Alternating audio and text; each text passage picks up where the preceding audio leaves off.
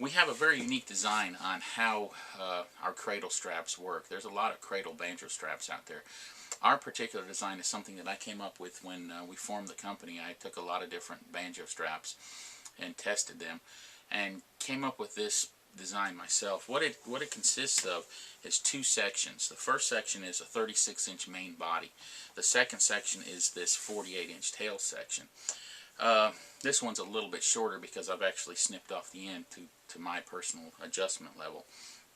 On the one end, you have 5 oblong holes that you can move and adjust the strap up and down on the back. You see, you just weave it in and out, and you can adjust that to your liking. Most people won't have to adjust that. It comes already with a pretty good placement where most folks can use it.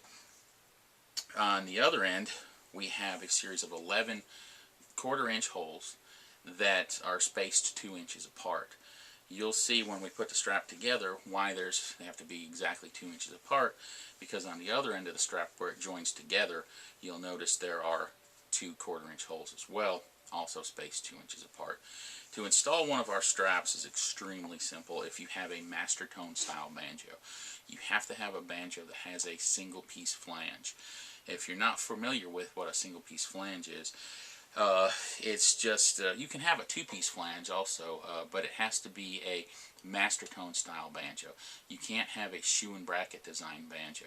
If you have any questions about that, you can probably look it up online and find out the difference between a Gibson style pot assembly of the banjo, or you can call us up and we can help you in that direction if you're not sure what type of banjo you have.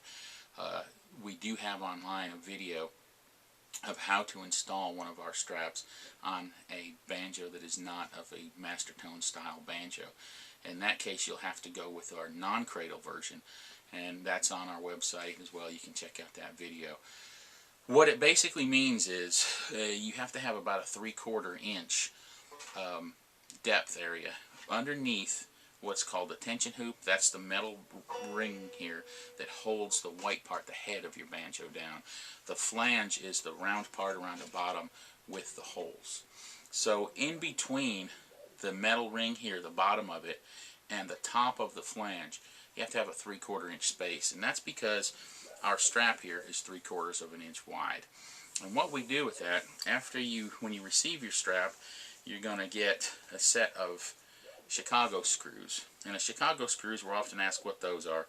All that is a screw with a flat head on one side, and then you have a little receptacle on the other side with nothing. There's no flathead, no screw, no nothing. So when you install this on the strap, it simply appears to almost look like a snap, but it's actually a screw, and it comes together very nicely. There's no metal anywhere near your banjo when you see how this thing goes together. So without further ado, we'll get started here on how to install one.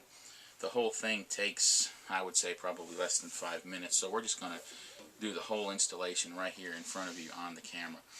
We've taken this one off, of course. This is my personal strap, been in use for several years now. I had my original buffalo leather banjo strap on my banjo for over 25 years, and I still have that. And if you ever get a chance to see us live at a show, or we do a lot of guitar shows and things like that throughout the year, come by and see me, and I'll show you that original strap. It's in amazing condition, still looks like the day I got it.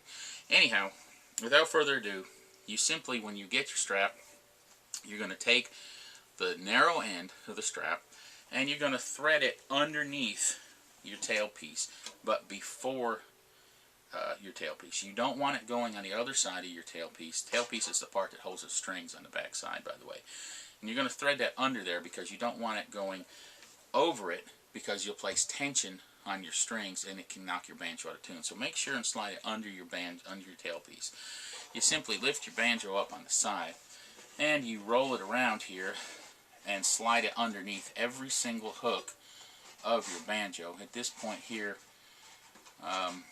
I have a pickup installed on this particular banjo, so I'm having to just wedge it around that real quickly. But I'm moving it forward and all the way around and underneath every one of these hooks on your banjo until you get it to the one right immediately before the neck, the heel of the neck of your banjo. And then you pull it out and all the way through. And what you have here now is a real, I don't know if you can see that on the video, you have a real slick look where you don't have any knots or clips or screws or metal or anything. And it's just a real nice look on this end of your banjo. Then all you do is you simply grab this part, make sure there's no twists in your strap here. Now you have, as you can see, a series of 4 holes here. The first thing you do is you grab this thin end again, you slide it into the lower hole of your strap and pull it. You bring it back in through the top oblong hole and you pull that.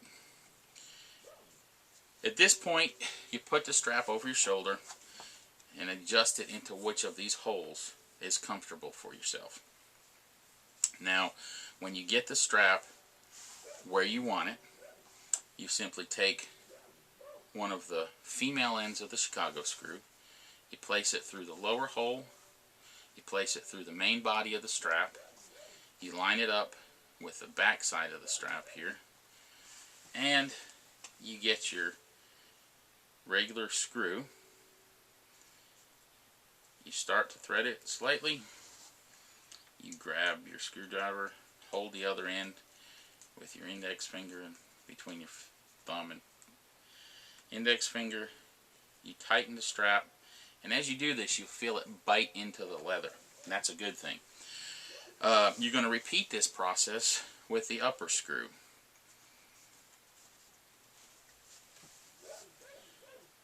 Thread this one again. Maybe you can hear my dog barking in the background there. And once you do that, tighten that up to where it's snug. Now, after you're comfortable with your strap, this is where you feel you've had it on for a day or so, and you feel that this is comfortable for you, it's where you'd like to keep it. We recommend taking those screws back out and putting a small dab of clear fingernail polish in the female end of that Chicago screw and putting your screw back on. That will keep the screws from ever backing out. I never have a problem with them backing out because I make sure they're in there tight and that they're biting into the leather. And the nice thing about our straps is there's 2 screws. The bottom screw is the one that's actually doing all the work.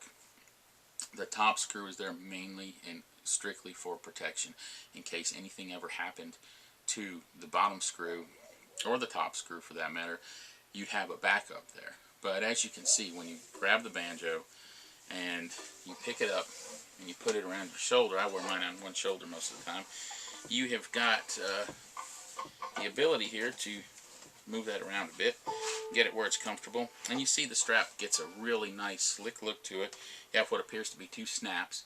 This is nowhere near, like I said, touching the metal of your banjo or anything. And the bottom part underneath looks really slick as well.